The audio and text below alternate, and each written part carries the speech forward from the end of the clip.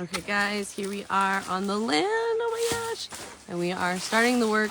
We are removing the banana trees right now, and this is actually really cool because these bananas can be replanted. So I was just talking with Vicente over there about moving them to the top of the land where there are some other banana trees.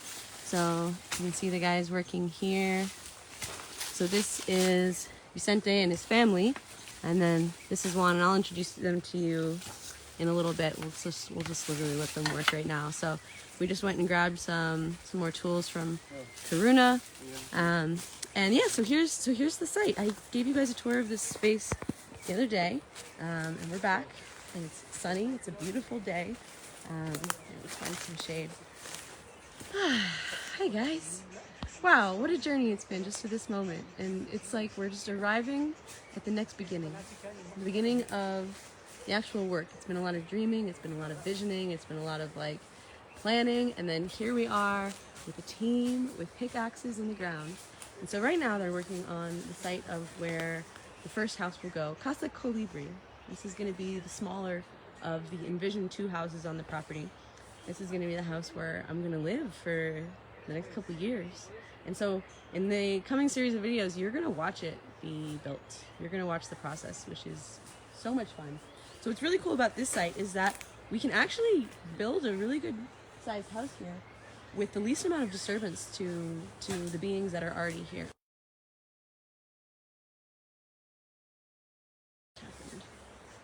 Throw a banana down. But the cool thing about the bananas is that you can move them. They're very flexible. So we have a banana grove up top, and we're going to be moving them. Well, some of them it looks like they're chopping, and that's okay because they grow back very easily. The smaller ones are going to be replanted. The bigger ones look like they have to be chopped. Cool thing about the banana liquid that comes out is they actually use that. The Mayans use that when they dye the fabrics. Like this fabric is dyed right here with plants, and they use that banana liquid to actually fix the dye.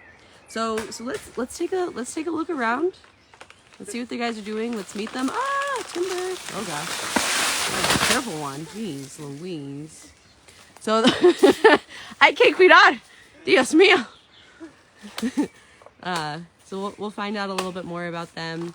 I know Juan here. I think he's about 15 years old. Well, let's just stay out of the way. Why don't we? Okay. There you go. I saw it. Bananas down. So the babies, the smaller ones, are going to be preserved, and you'll see that they've been pulling them out by the roots. And so these trees, so we're kind of working within the boundaries of the Hakote tree. So we don't want to. We're trying to cause the least amount of disturbance as possible. Still understanding that some disturbance is good for growth, and that's what we're aiming for. So harmonic growth here in this ecosystem. So let's go. Okay, hi banana. Hi banana tree. You may notice that there are little rose petals. So I did a fire ceremony land blessing this morning. Oh, I know, Claire. Adriana would have been so happy to see us, but she's watching. She's here. I feel her with me. Every time I see butterflies, I think that I feel her. So, yeah. Juan, ¿podemos decir hola? Sí. Okay. So this is Juan. Es el hijo de Miguel. So he's the son of Miguel. Miguel trabaja en Karuna. Yo lo conozco muy bien. Es un muy bien hombre. ¿Y cuántos años tienes tú? 15. Qué bueno. So he's 15 years old. ¿Estás trabajando con Angélica por 4 meses?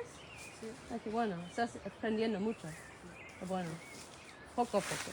So Juan is 15 years old. His father is Miguel, who works at Karuna. And he asked to be put on this job. He really wanted to be here. He's been working with Ashley, learning natural building techniques up on the hill. And yeah, I'm really psyched to have him here. He's a good kid. Let's see the other ones.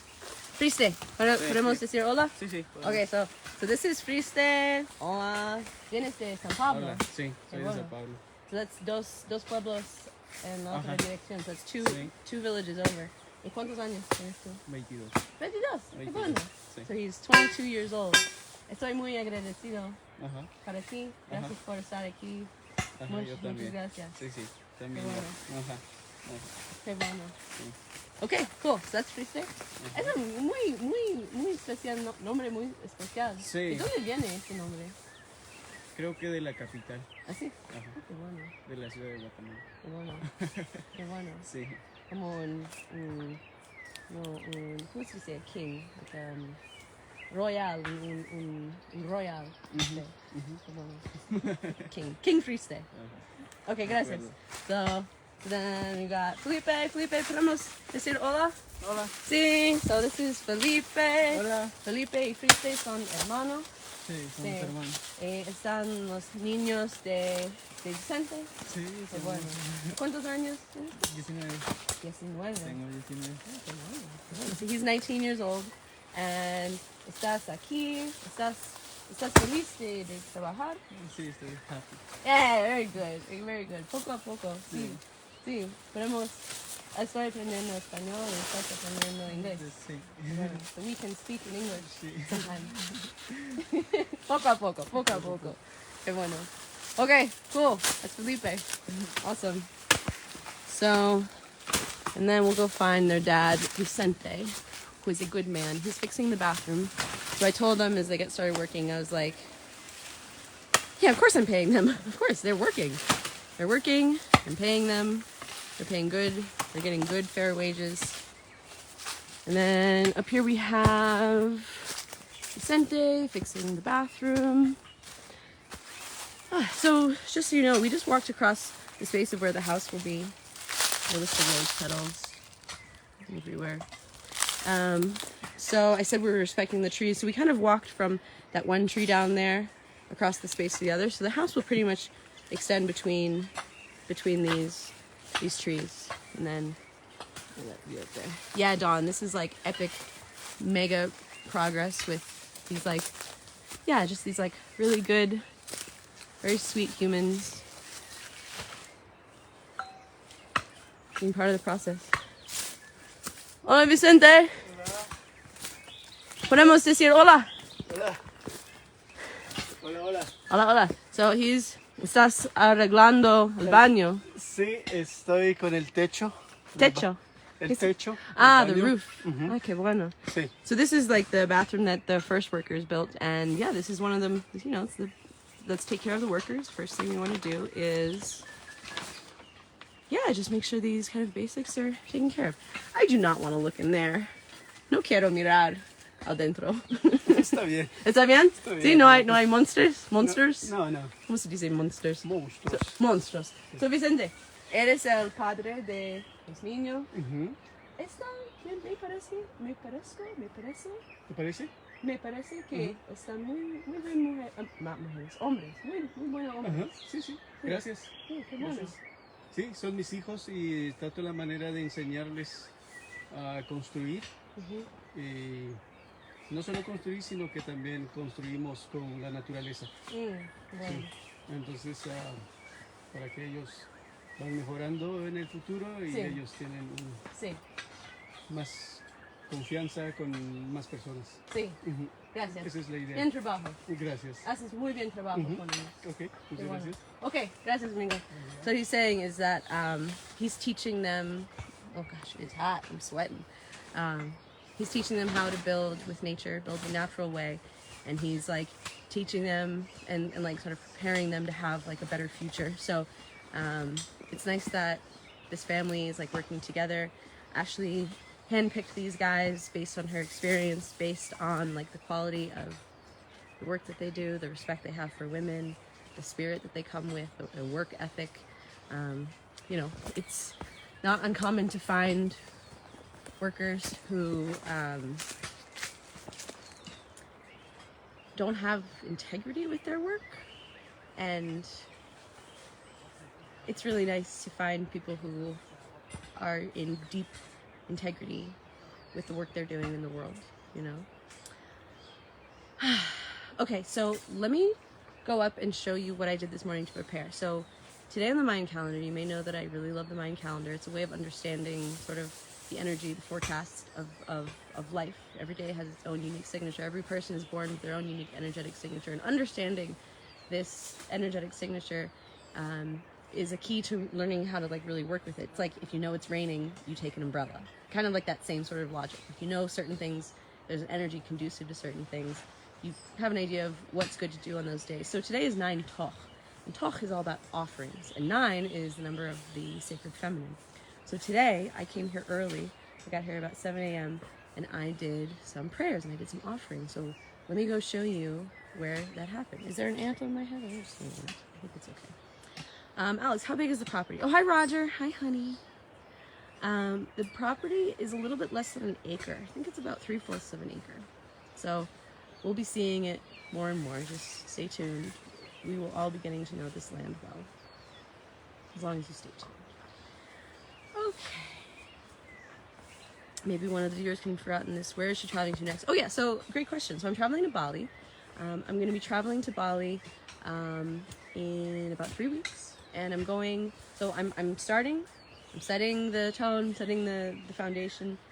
And then they're going to be working on a lot of just like the really tough kind of slow, hard work of, you know, digging out all of these rocks, creating a level space, creating walls, creating terraces, like not the really fun stuff. Like the fun stuff is gonna be like, you know, the walls of the house. All right, where's the ant? Where's the ant? Where's the ant? No, it's a freckle. Is that the ant? That's a freckle. I got a lot of freckles, guys. I think I'm okay. And if there is an ant on me, I don't mind. So yeah, so I'm going to Bali. I'm going for 4 to 6 weeks. I'm really excited about that. I'll talk about that journey in another video. It's so hot. It's amazing they wear sweatshirts and jackets. You know, it really is. We're going to ask them about that. Well, just Juan is wearing a sweatshirt and jacket. Juan is in a t-shirt.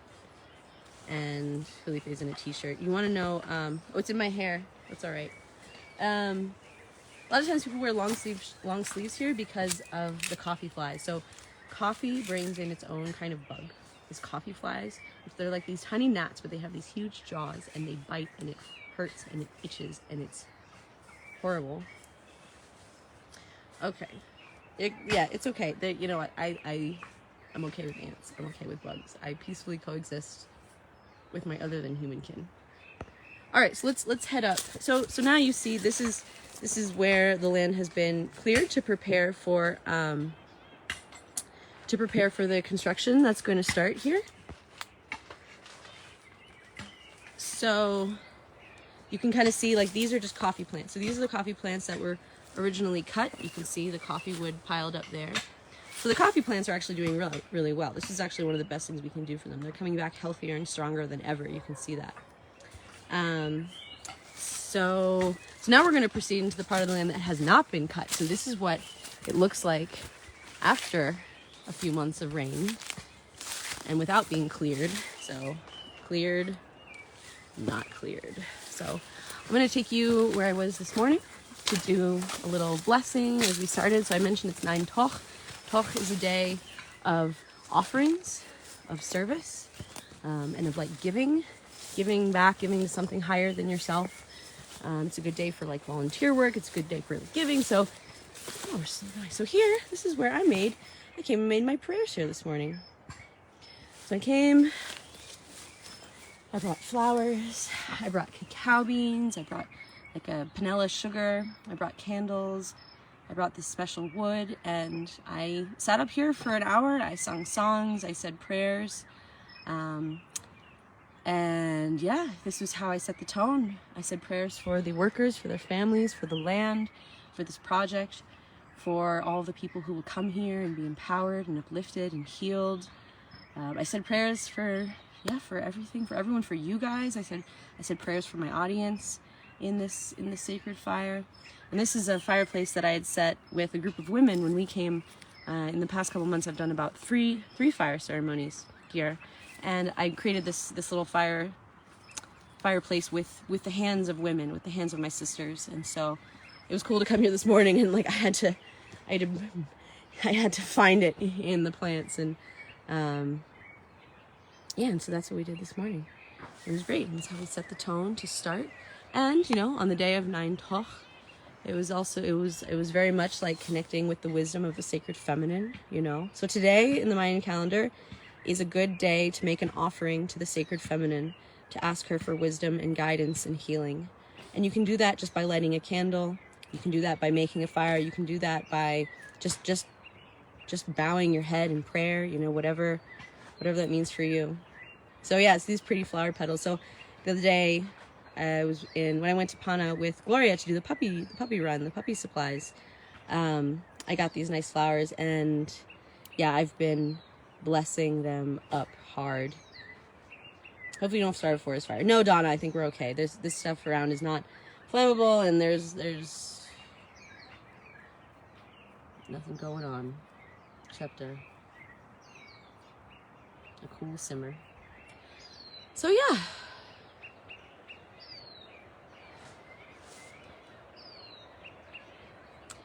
So I wanted to show you guys the design of the house. It was here when we left. There was a little there was a clipboard with the design on it, and I was going to come back and show you guys, but Dijon, he took it. He had to go off to another site, so he took it. So I'm not going to be able to show that to you this time, but I will show it to you guys. Of course, High Vibe Tribe's already seen it, and you know, that's one of the benefits of being part of the High Vibe Tribe, is that you get like kind of behind the scenes. You get to see stuff first, like, because you know, you guys are really helping me. You know, what you guys are paying in your subscription, that's helping me pay the workers every month. That pretty much comes equal to like what I'm paying them. So I'm so grateful. I am so grateful. Like, I literally couldn't be doing this without you guys. I literally could not be doing this without you guys. So I'm just I'm just wishing to express my sincere appreciation and gratitude. And even if you're not part of the High Vibe Tribe, don't worry, because you're still helping out just by watching. Like, your viewership supports me with the money that comes in from the ads. I know they're annoying, but they really help me. So if you can sit through them and occasionally click on them, I don't know if they interest you, just know that that is a way that you're helping me in supporting this project. And so I can continue to bring you this content of what it's like to build here in Guatemala and Spiderweb, and go after this dream of home and creating home. So yeah, Trisha, my hair's going so long. Yeah, so it's beginning. It's just really exciting. Thank you for witnessing. All right, so the bananas, you see these bananas up here? The smaller bananas that they didn't cut, that they were able to pull up by the roots. In fact, we'll go see those. They're going to be transplanted up here. So eventually, this is ideally where the site of the bigger house, like a sort of like family house, would go. But that's not a thing yet. So that's kind of like holding. And so the house that we are building is great for like one person to live very comfortably. And then in the future, that would be the guest house. Little Casita Colibri. Originally, I was going to call it Libelula, but then it's like, wait, why won't I call it Casa Colibri? Oh, hi, Sandy Calhoun. I know, Chantal, it's such a big day. Such a big day for me, such a big day for us. Like, I feel like so many of us have been, really excited about this project, really excited about the potential, really excited to watch it happen and watch it grow. And here we are. Yeah.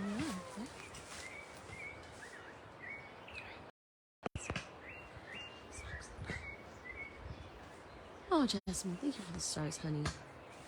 Thank you. All right, so let's go see the other, let's go see the bananas that are going to be transplanted. So this whole thing, you see how this is like, I'm kind of slipping and it's really rocky and bumpy. So this is like the first level of the work, is to even this out and to, create a space where we can build a house and not trip and fall, and we try to just walk 10 feet. Jeez Louise. Jeez Louise. Oh wow. ¿Cómo va, Juan? Bien? Yeah, we got to do a little interview with each of the boys. Aww. Take a little walk around. I think Deej took the drawing, so we can't look at the drawing right now. But we'll get there. Poco a poco.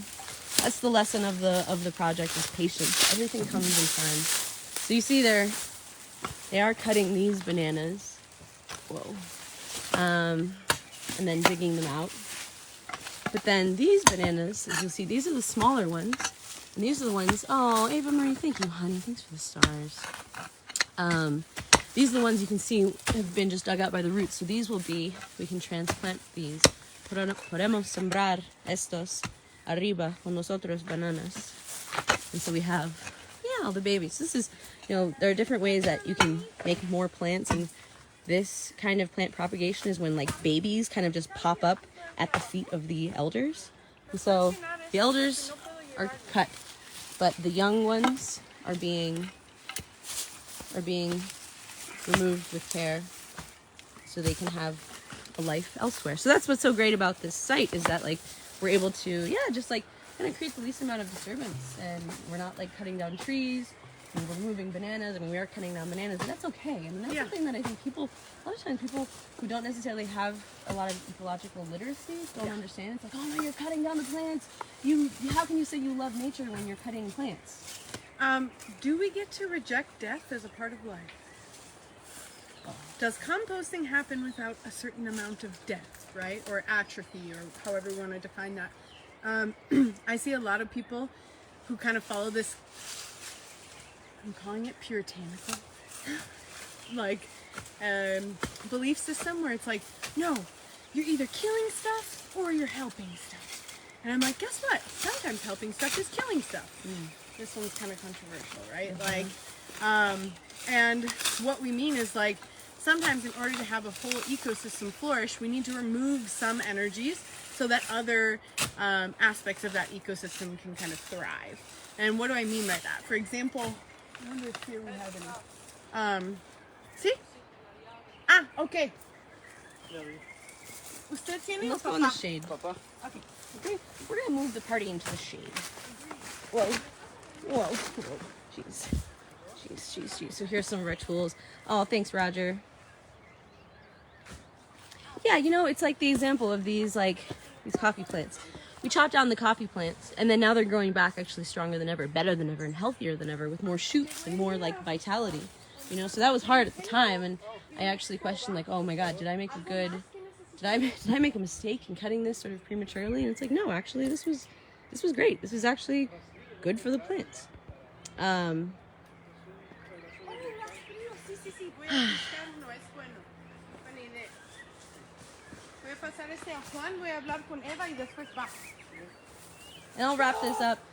I'll wrap this up soon so you guys can focus.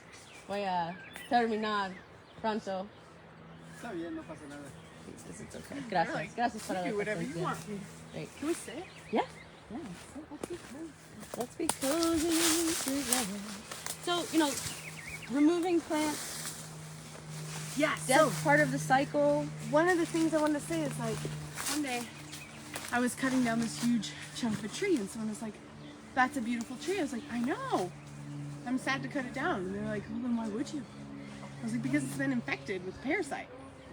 And they're like, yeah, but the parasite deserves to live too. I was like, yeah, but then I don't get avocados, right? So it's like, it's a very interesting trade-off. In this case, it's called matapalo. It's this beautiful vine.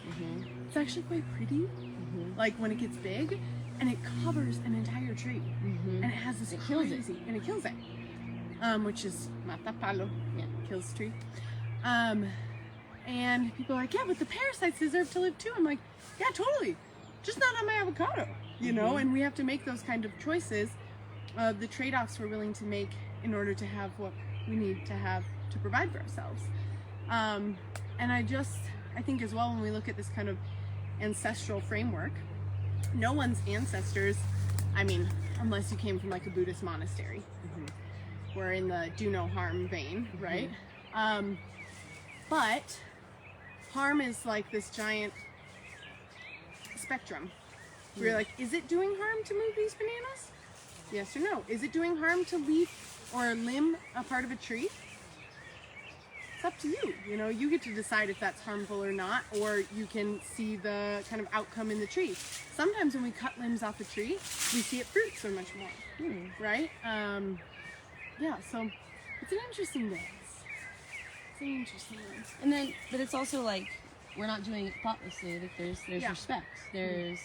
There's like a deeper, there's like a bigger vision, kind of like what you're talking about, like hawk vision. Like, it's not just like coming in and like, you're out. Like there's a deep, there's a deep connection and honoring. Totally. And have you guys, I mean, for any of you who are living in cities or living in the States or even Europe, you know, who has seen when a condominium goes up? Do they like respectfully leave some of the trees and like respect what was traditionally there? No, they're gonna go clear cut everything down to the base, remove whatever native plants are there.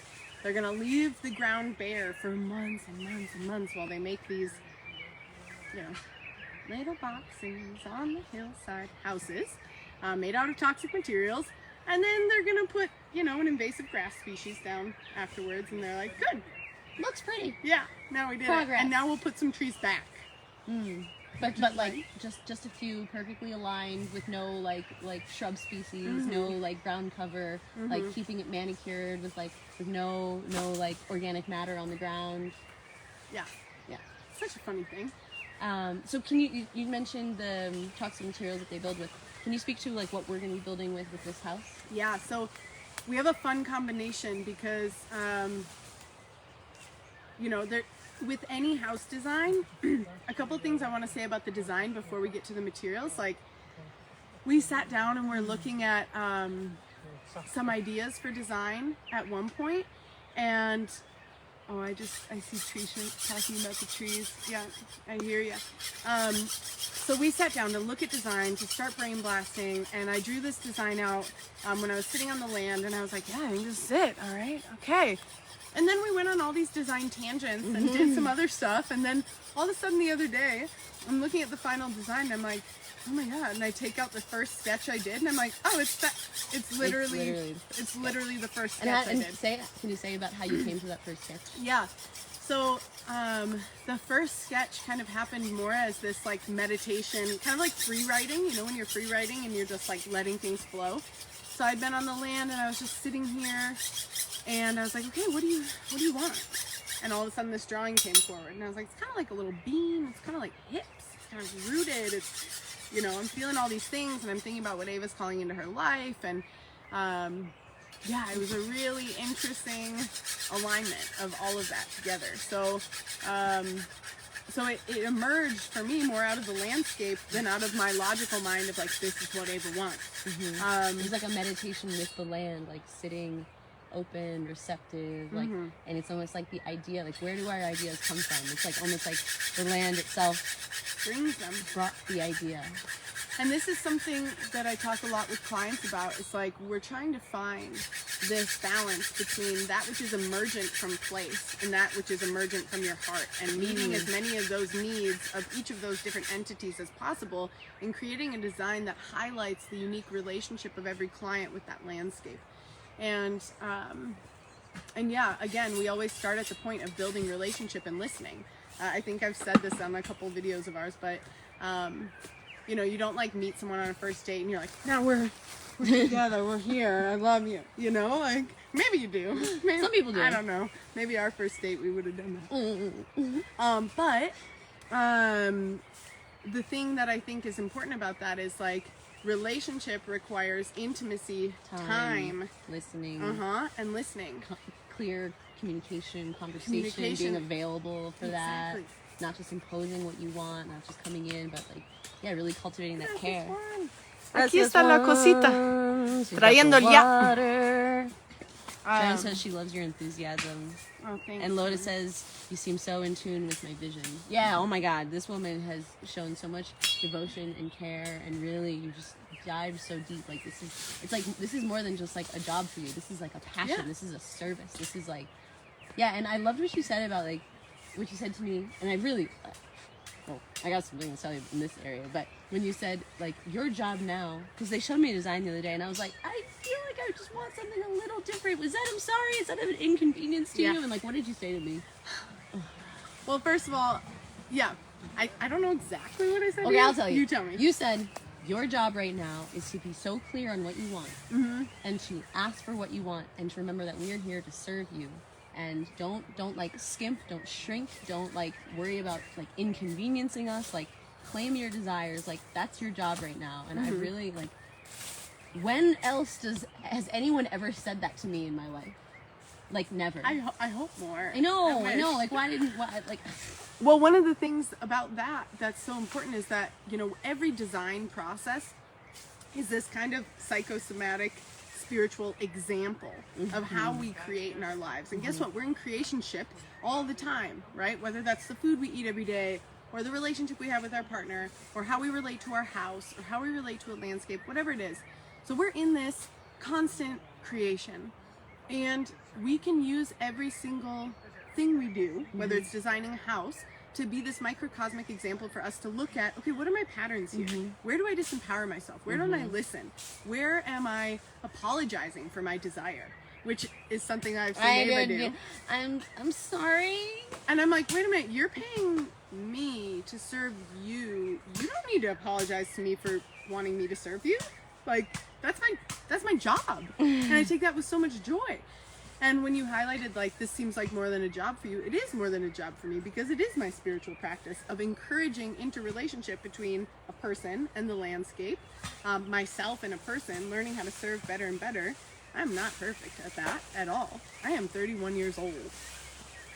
Okay? I can't believe I'm older than you. You seem so much like more mature and experienced and wise, and my God. Wait till you see me doing my dance offs in the morning. You'll understand I'm not mature at all. No. So what I wanted to say about that too is just like, yeah, it's a really amazing process for me to learn how to serve you as like the archetypal client. And every time I'm kind of collecting data, oh, okay, this is where people feel resistance. This is where people feel scared to ask for what they want. This is where they'll shut down or play small or whatever. Someone's asking if you're going to live here. Yeah. She's gonna live here. I'm gonna live here. She's gonna live here. Not yet. We still gotta build a house. So can you speak a little bit about like what they're doing now? Yeah. Like what the next couple months look like? And then we're gonna talk about materials. Yeah. So what are we doing now? We're basically doing the groundwork. We're building the space for foundations to be set. It's really interesting because Ava said this earlier in the video. She said, you know, it's like you want to start, you want to get going, you want to be productive, and that's so much of the Western mindset. And what we've discovered in this project is, had we been productive on what your first vision was, we'd be pretty bummed right now. Yeah. Like, we'd be pretty bummed, I think, because there's a deeper part of your spirit that's wanting something else now. And so what we're doing is we're laying the foundation for all the work to come. We're really focusing in on the space where this house is going to be. This house being, you know, possibly Ava's forever home, possibly she'll have a different home in the future if certain choices need to be made for herself or an expanding family or whatever. But yeah, we're laying that groundwork that needs to happen. So when there's existing abundance, we need to make a clearing so we have enough space to kind of play.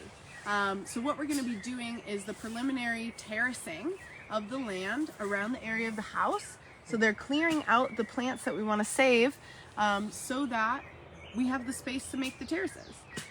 So we're making the terraces in alignment with kind of this garden area that'll be the exterior extension of the house. So some nice little grassy areas for Miss Stella and Ava to lounge across the grass. Stella loves grass. And then lots of beautiful gardens for whatever medicinals Ava wants around her house. And yeah, so we're basically laying that framework for the initial pattern that will be the foundation. Just really getting things cleared so we can see the space clearly, so we can set the building lines, so we can start excavating the foundation. How long do you think that part's going to take? It's always a negotiation. But I would say 2.5 weeks. Okay, so around the time I'm getting ready to leave for Bali. Yeah. And then what happens? And fun begins. No, I'm just kidding. It's all fun. But then we start excavating the initial trench for the foundation, and laying in drainage and doing all of that. Do you pay all the people working on? Yes, she does pay us. Yes. I don't think you would be here with such devotion. Although, because I wouldn't want that from you. Like I don't know. want something from you. Well, it's funny. Someone was like, "But you love this all so much. Wouldn't you do it for free?" I was like, "I would absolutely do it for free if capitalism wasn't a thing. Like, yeah. If I didn't have but to you pay gotta for my food." eat. You gotta eat food. Precisely. And you gotta get your dog spayed. So much ground for you alone that someone says. Well, one of the things I want to explain is that technically this is about 1/4 of an acre, which, you know, it's not huge, But do you think Ava's going to be alone forever? I don't. Because the other thing that's amazing about creating a landscape is that once you have the infrastructure set, that's when you can invite people to come join you, right? So some of the prayers I was making today, I was like, I'm so excited. Okay, so I want to share something. So I've recently started the process of making these bracelets. You see the little hummingbird, and so in the future I want to sell these bracelets. Actually, at the end of the month, I'm going to be selling some of these for my trip to Bali and getting this process started. But literally, like, I want to start teaching like local women. I talked about this with the woman about training other local women, especially who come from like difficult households where they're not being supported, where they're sort of like, alcoholic father, no, like very little opportunity. I'm thinking about Calix's family with Elena and those girls there. And getting them on board to start like making crafts and like coming here to like work and have jobs and opportunity. That's not just like cleaning a house, but like really using the space to like bring people together to be empowered, to be empowered, not just receive a handout, but receive like a way of supporting themselves, So that's like a big part of this project for me. And the other like piece that plays into that too, which is really cool, is like, so you might do something like that, but the other thing is the guys who are working here, one of the cool things about bringing back these techniques that everyone's ancestors, I don't care where your family is from, traditionally, they all were natural builders if they survived, right? Like they all built homes out of natural materials. We didn't have processed materials till pretty recently in the big spectrum of history. So what we're also trying to do with these projects is resurrect respect and dignity for these practices of building homes using natural materials, because a lot of it has been, first of all, the information has been intentionally suppressed by corporations who don't want us to have access to knowing that we can still build homes for ourselves. And, there's a culture that doesn't believe we should have the capacity to build homes for ourselves. It should only be experts. So we're also kind of pushing back against this cultural norm that says that, only experts can do this. And when you do it, it's got to be of, these fancy schmancy, very expensive materials. So, what materials are we using? That's exactly, I wanted to segue that way. So we're going to be using a material called cob, which you guys have seen a couple mixes of cob in the past. I think if you want to see us mixing cob, I think there's a video way in the archives. There'll be more. There'll be more. And cob is a mixture of clay, soil, sand, and straw. So the first story will be walls built out of COB cob, not corn cobs. Important distinction. Yes. It's not a corn cob. And so if you're curious, look up cob houses on the internet. You're going to see a lot of... Breadcrumb. You're going to see a lot of... There's a little wasp wanting to go in my boot. A lot of examples of what cob is. And it's a beautiful, dense, earthy, heavy, juicy material that's very inexpensive because it's got 3 ingredients, none of which are quite expensive. Do you remember what they are? Clay, sand, water, straw. 4 ingredients. Thank you for that. And time. And time. And love. Yeah. And sweat. Prayers. Prayers. So that'll be the first story. And the second story, we're going to do a technique called light clay straw. Yay! And LCS, or light clay straw, is basically taking straw as if it were a salad and tossing it in a clay slip salad dressing. So it's like you're very lightly coating each of the straws with clay slip. It's an amazing material for second stories because it's light. It can sit on top of the cob walls, which can be a load-bearing wall system. And then, and so we have the cob and the light clay straw as the 2 principal materials, and maybe we'll end up using bajareke or some other techniques and garden walls or other different little things. Because I've been saving my trash. We're going to stuff my trash. It can go on the cob. Yeah. Amazing. So those are the materials, and let me think if there's something else I want to say about that. So the upstairs will have a wooden frame, and then the rafters of the roof will be wood as well, and the ridge beam, unless we had this little proposition the other day, we were like, we could do bamboo, but I think I prefer wood. Anyway, we'll see when we do our final design meeting soon. So some people I see them asking, are these houses, is this style like winter proof? Like what about the winter? Great question. Well, first of all, there's no winter here. There's no winter here. So, hey. But Great. for people who are in places like, I grew up in Minnesota, for example, and then I built for many years in Northern California, which has quite an intense winter as well. And so in places with winters, what you're looking for is insulation. What cob provides is thermal mass, which is, you know, density, right? And so thermal mass is not what you'd go for in a place with a really, really strong winter. In places with a moderate winter, you can do it. Light clay straw also has use in places with winter. And so everything has what we call an R value, which is its insulative value. It's the number they give it. R value 5, R value 15. So depending on your area, you can look up building codes in your area, and you'll see the minimum required R values. And in places with heavy winter, most of the time, you will be doing things like full straw bale builds, which straw bale is an amazing material, right?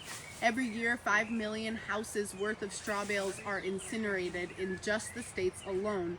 And that's 2,000 square foot houses. So that is the potential to create 5 million new homes out of the straw bales we currently produce because of the grain industry that's just being incinerated. And then some people are like, the house out of straw, that's not fire resistant. You huff and you puff and you blow the house down. No, I'm just kidding. So I would encourage you to think critically about that. Yes, if you were building with loose straw, that would not be fire resistant. But straw bales are what? They are compressed. They are dense. And what does fire require? Fire requires the presence of air. If something is dense and condensed, air can't move through it, and thus fire also can't move through very efficiently. That's not to say, like, go on YouTube, you can see people hold blowtorches to straw bales, or just get a straw bale and hold a blowtorch against it. I've done it. It's satisfying. The outside little furries burn, and then the inside stays good.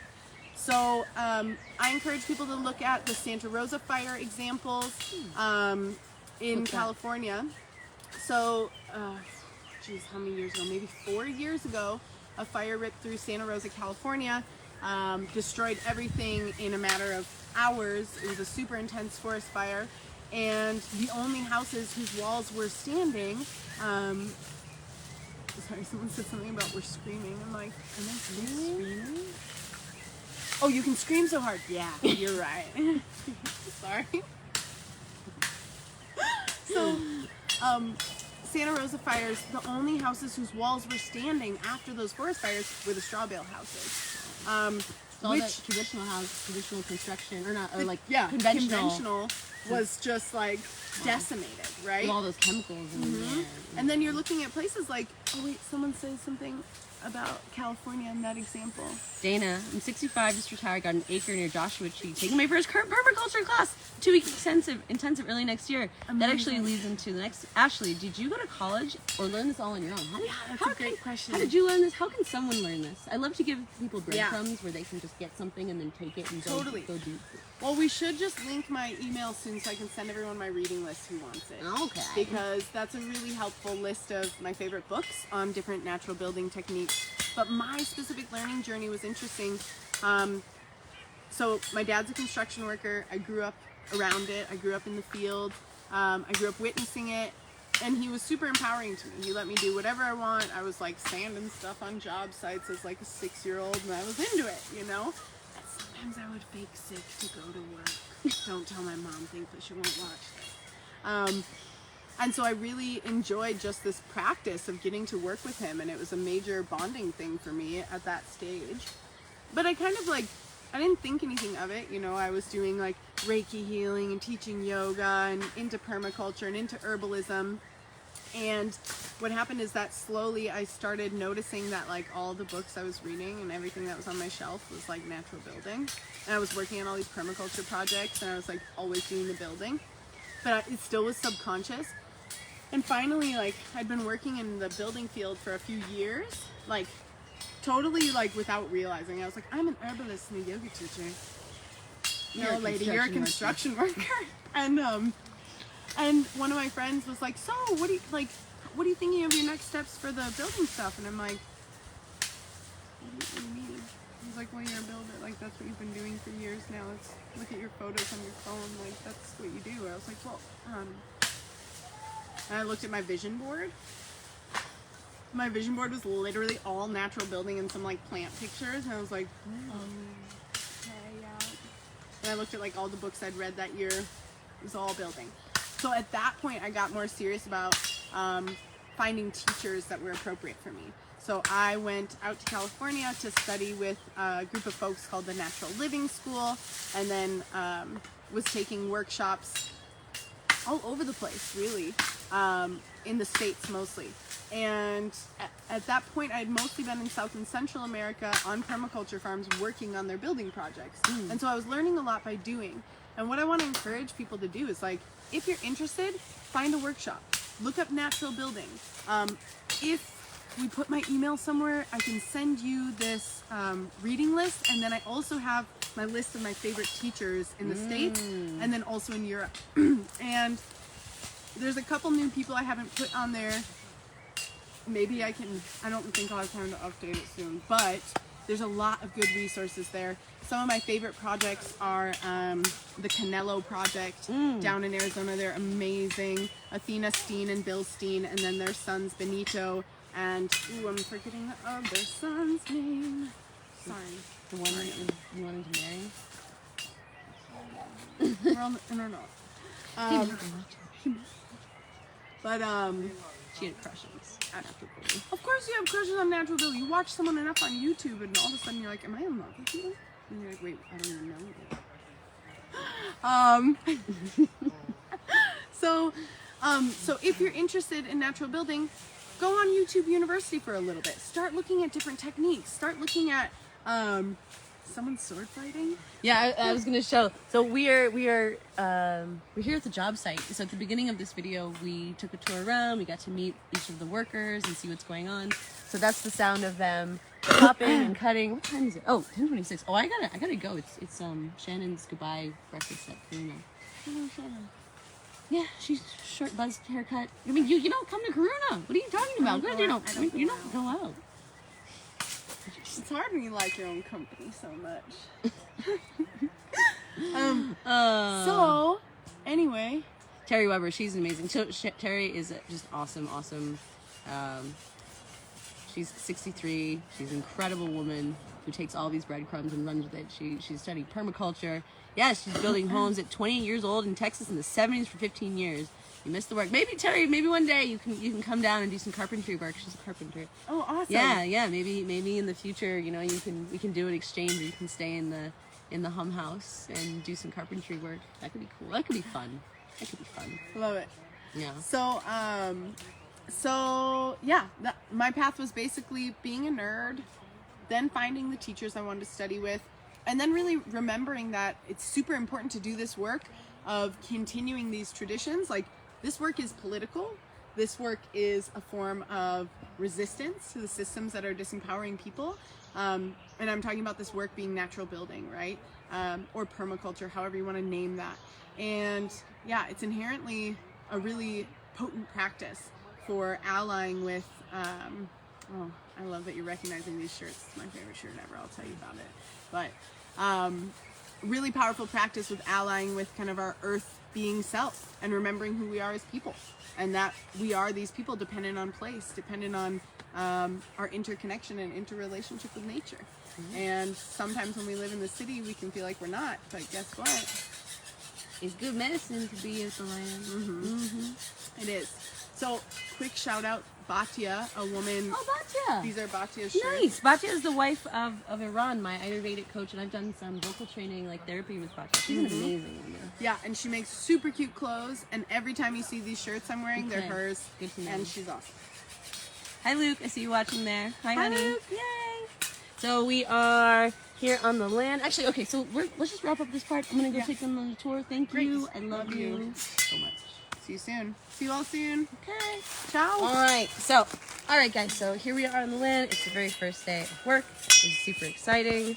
So at the beginning of this video, we saw the bananas go down. So the bananas have since been cut. The guys are now, so they're, see, we got a bunch of tools here. This is very exciting. The guys are in the process of clearing plants, and so this next step, you see how it's very rocky. You see this incline here. Oh my gosh, I got some coffee fly bites. You see that? Coffee flies. That's really itchy. So the next stage of this process is really like digging all of this out, digging up the stones, creating a wall up there, flattening this plane. And so this is all going to happen in the next 2.5 weeks before I leave for Bali. And then when I'm in Bali, they're going to be doing the work to dig the trenches, to create the foundation. And you'll notice there are no machines here. There's no heavy machinery. It's just men with their strength and some tools. And that's literally how this place is being built. So, all right, guys, thanks for tuning in. I'm so excited to be bringing you with me on this journey, this evolution, this journey towards home, towards place, towards truth, towards living in alignment with joy, living in alignment with joy and nature in a good way, and all the lessons to learn on that path. And I'm grateful to have the opportunity to bring this story to you guys, and hopefully it will inspire something in you, in your life, as this process, I'm going through this process of literally like designing my life. Like, how do I want to live? Like, what do I really want? How do I want to live my life in the coming years? How can I stand for that? How can I create that in the world in a way that's in alignment, that feels good, that feels right, that is full of like respect and truth and authenticity and integrity.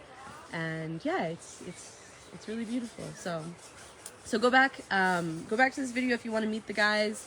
We have a really sweet team here, and my hand's really itchy now because I just got bitten up really badly while making that video with Ashley. So it is really exciting. So I'm glad to be able to take you guys along. Your support, your viewership means a lot to me. Again, shout out to High Vibe Tribe, the supporters on this page. You guys are literally helping me give these guys these opportunities and develop this project, and I can't express my gratitude to you enough. So we weren't able to see the plans of the house in this video, but we've got time. So it's officially starting today. The long journey home. Well, we're just arriving at the next beginning. It's all part of the path. So, all right, guys, thanks for tuning in. I love y'all very, very, very much. And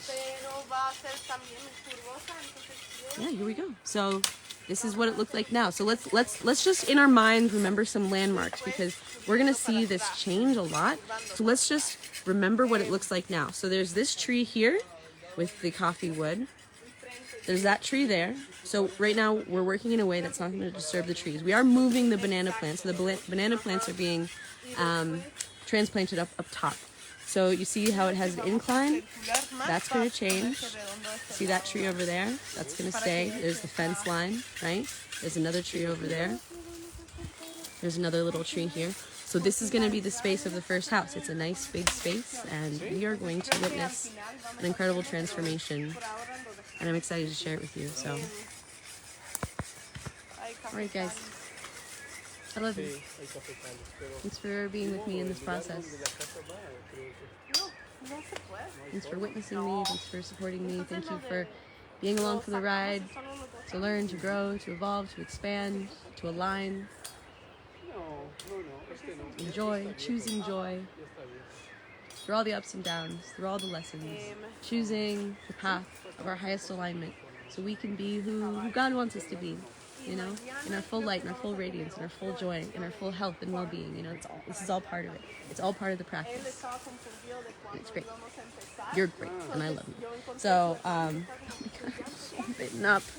All right, guys, I love y'all very much.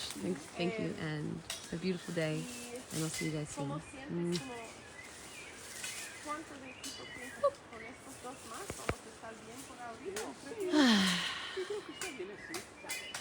Y si de repente decidimos mejor como un equipo de 3